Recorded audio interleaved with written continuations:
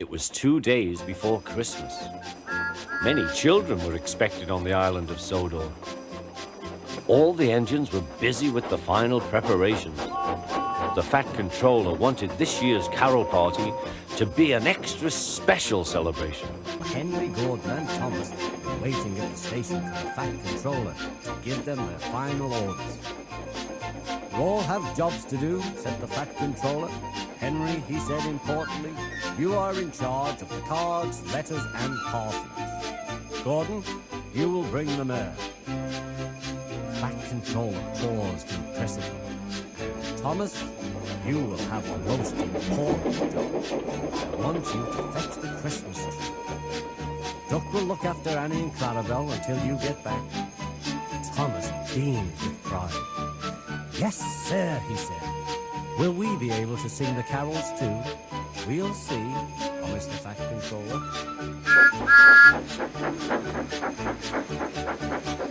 That night, the other engines sulked in their shed.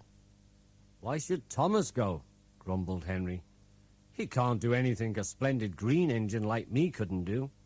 "Nor me," agreed Gordon. "Anyone would think he was special or something." But Thomas didn't care what they said. He had been picked for the most important job. "You're only jealous," he said, and he shut his eyes and went to sleep. Next morning, Thomas set off to fetch the Christmas tree.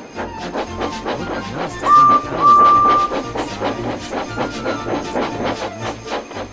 Thomas had to go down the line through Edward Station to pick up the Fat Controller said Thomas had to be back by 2.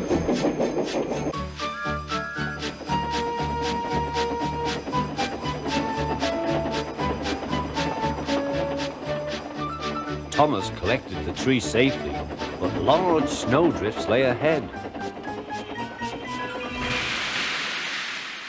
I mustn't be late, he thought.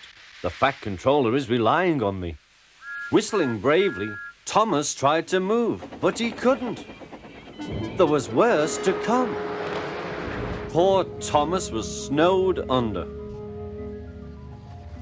Meanwhile, the other engines waited and waited. They were grumbling about Thomas for being late. "Perhaps he's stuck in a tunnel somewhere," suggested Gordon.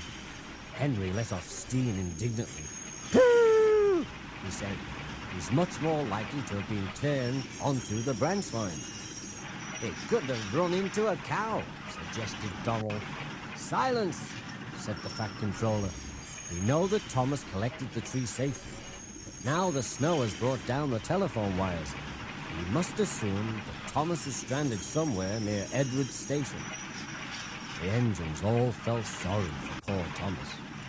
"We're not going to leave him there, sir, are we?" asked Douglas. "Certainly not," said the Fat Controller.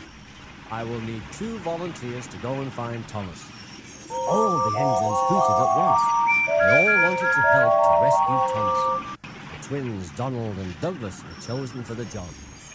Quickly, the men fetched the snowplows, and the driver and fireman checked each one to see that everything was ready for the journey. Soon, Donald and Douglas set off to the rescue, feeling cold but confident. "Good luck," the other engines whistled as the twins left the yard.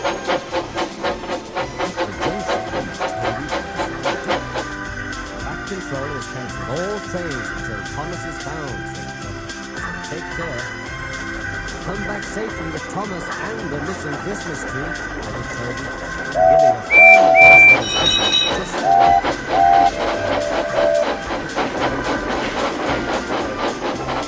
Donald and Douglas puffed reindeer. The snow was getting thicker now. They struggled through Edward Station. Donald wanted to switch and race. Douglas wouldn't let him. Thomas was lying dead somewhere.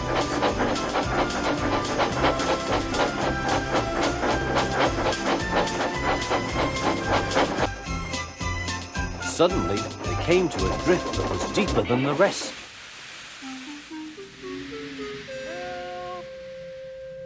"Hush!" said Donald. "I can hear something." "Probably the wind," said Douglas. Help! "No, listen," insisted Donald. Over here! "Och!" It's Thomas! Come on! The poor wee engine must be frozen to the frames in there. When the workmen arrived, it took some time to decide how to dig away the heavy drifts of snow. Thomas's driver and fireman, who had taken shelter at a nearby cottage, joined the rescue. At last, Thomas and the precious Christmas tree were freed from the snowdrift.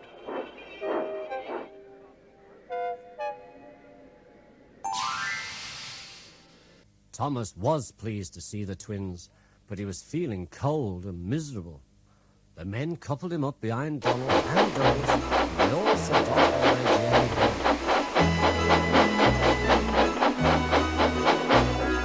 When the engines arrived at the station, everyone gave Thomas such a warm welcome that he began to feel quite cheerful again. The Christmas tree was quickly unloaded, put into its tub, and decorated for the carol concert. There was a great rush to get the station ready. By the time the mayor and visitors came crowding in, everything looked splendid. The Fat Controller stood in front of the engines. "As a reward for all your hard work today," he said, smiling, "you may go and enjoy the carols. Be quick now." "Yes, sir," said all the engines. "Whee!" said James, letting off steam because he was so pleased. The Fat Controller paused. "Kindly remember that this is a special occasion. Be on your best behavior, and I want no, wheezing, please." The engines took their place at the carol concert.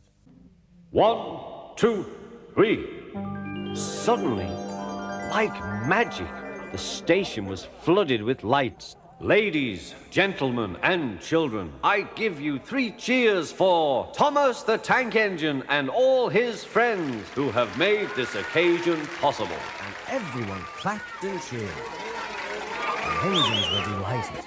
James was so excited that he let out a great wheeze. Everyone laughed. And this time, not even the Fat Controller seemed to mind very much. Suddenly, there was a strange whirring noise. It seemed to come from the sky. And there, with his landing lights shining brightly, was Harold the helicopter. He came down gently in the snow, and out stepped a figure wearing a red cloak. Everyone cheered. It was Father Christmas. He handed out presents to all the children, thanked the engines for rescuing Thomas and saving the missing Christmas tree. "Happy Christmas, Thomas, and to all your friends," he said. The carol party was a great success. Afterwards, Thomas and Percy went back to the shed together. "It's no fun getting stuck in the snow," whispered Thomas to Percy. "But it was worth it for the party. Happy Christmas, Percy. Happy Christmas, everyone."